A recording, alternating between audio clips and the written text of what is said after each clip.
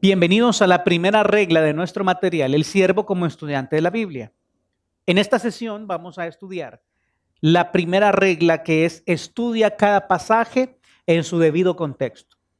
En otras palabras y en otros libros tú encontrarás que esta regla se resume en 3 palabras: contexto, contexto, contexto. Debemos tener mucho cuidado al tomar una escritura, un versículo determinado y tratar de enseñarlo, a estar completamente seguros que lo estamos interpretando correctamente en el medio ambiente en el que este texto aparece en la Biblia. Y vamos a ver que hay 3 niveles de contexto que debemos considerar. Ahora, ¿cuál es la parte medular? Porque como te dije antes, lo que trataremos con estos videos es llevarte únicamente a las partes esenciales del material.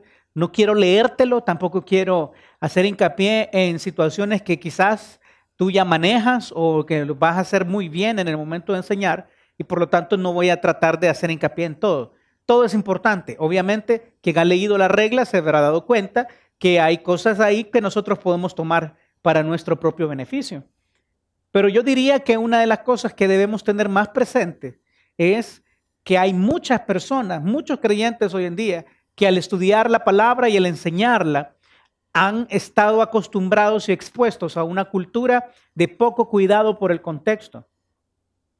Tal es el caso de un maestro de la teología de la prosperidad que toma un pasaje, lo saca, lo extrae de una manera, voy a decir así, muy malintencionada, y comienza a enseñarlo como si fuera una verdad espiritual, pero sin tomar en cuenta todo lo que rodea este mismo pasaje y de qué está hablando realmente la Biblia.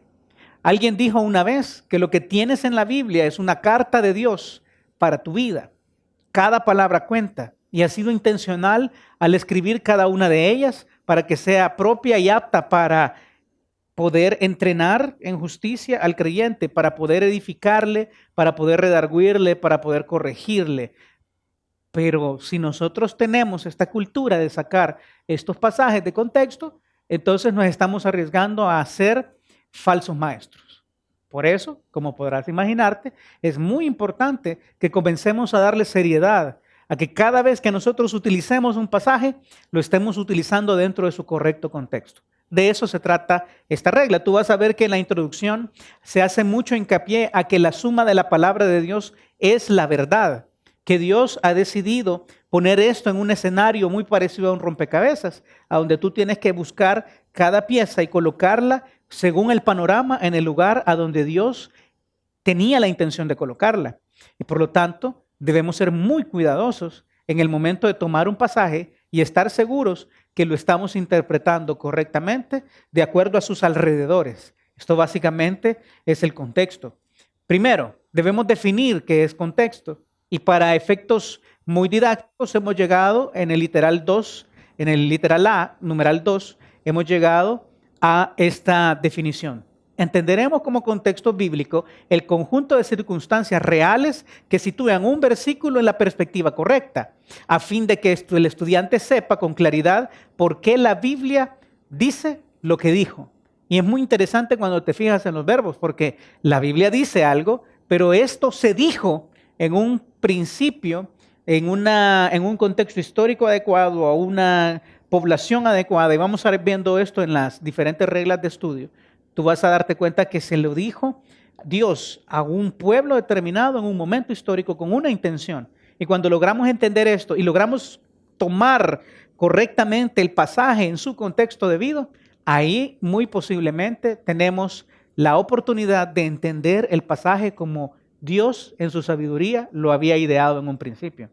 No para decir lo que yo quiero decir, no para tomar una interpretación privada de la Biblia y exponerla así a mi congregación o a mis ovejas, sino todo lo contrario, buscar lo que Dios quiso decir. Y todo comienza por esta primera regla: contexto, contexto, contexto. Y tú vas a ver que hay que tener diferentes niveles de contexto a donde hay que tomar en cuenta mucho cómo está escrito y a dónde está situado el pasaje. El primero de ellos, quizás una de las cosas principales que hay que tener en mente, es que debemos comprender la Biblia como una sola unidad. Es decir, que Dios en su sabiduría reveló la Biblia en diferentes libros, en diferentes edades, pero que la Biblia es una sola obra, escrita por un solo autor.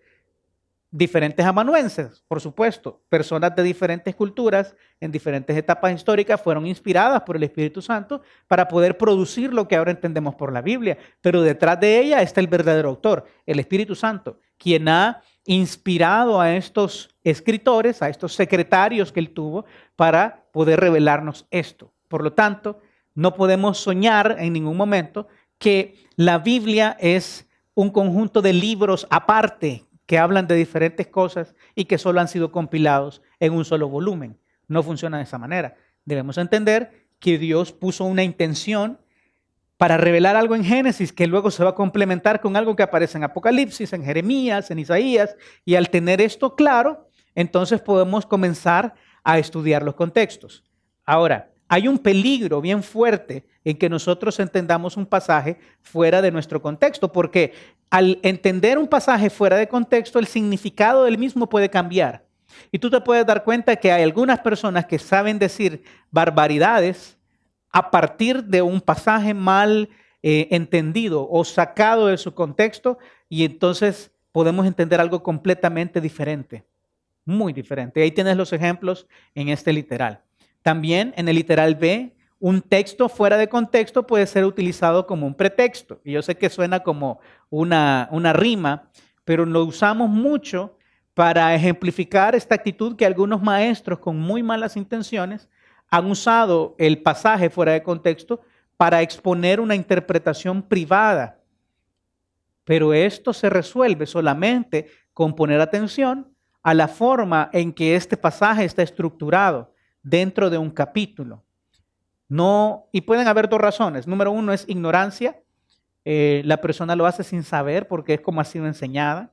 Ese es el mejor de los casos. Pero en el segundo caso, que es un poco más complicado, lo hacemos con mala conciencia. Es decir, el profesor, el maestro de la Biblia, está manipulando la Biblia para poder beneficiarse. Y esto es nefasto.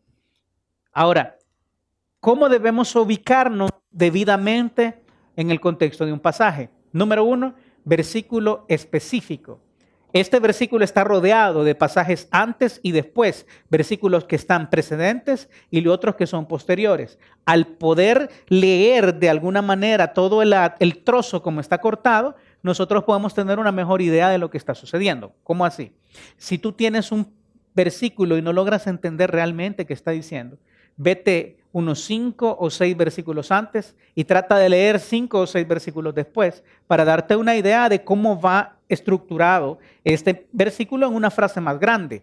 Muchas veces los idiomas en los que la Biblia está escrita no nos dan mucha resemblanza al castellano que ahora nosotros hablamos. Por lo tanto, debemos ser muy cuidadosos de entender correctamente lo que se está diciendo. Y para ello, en algunos casos, sobre todo en epístolas paulinas, tienes que ir 10 versículos antes y 10 versículos después para lograr entender cómo esta estructura está armada para decir algo que Dios quiere decir. Muchos han usado pasajes como Filipenses 4:13. Es uno de los ejemplos que ocupa el material para decir todo lo puedo en Cristo que me fortalece, y eso sirve como excusa para cualquier cosa sobrenatural e incluso a veces algo ilegal.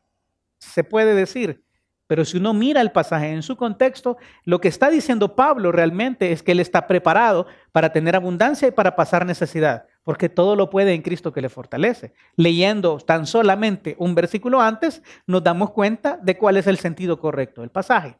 En el mejor de los casos, esto es suficiente para ubicarnos bien, pero a veces hay versículos que son complejos de entender y tenemos que ampliar el zoom de nuestra visión a la Biblia y tenemos que comenzar estudiando el capítulo completo. Uno puede leer un pasaje unas 25 o 30 veces para comenzar a entenderlo, pero en este caso, hablar del capítulo completo nos va a llevar a preguntas más profundas. Por ejemplo, ¿cómo este capítulo encaja en el resto del libro? ¿Quién escribió el libro? ¿Cuándo lo escribió?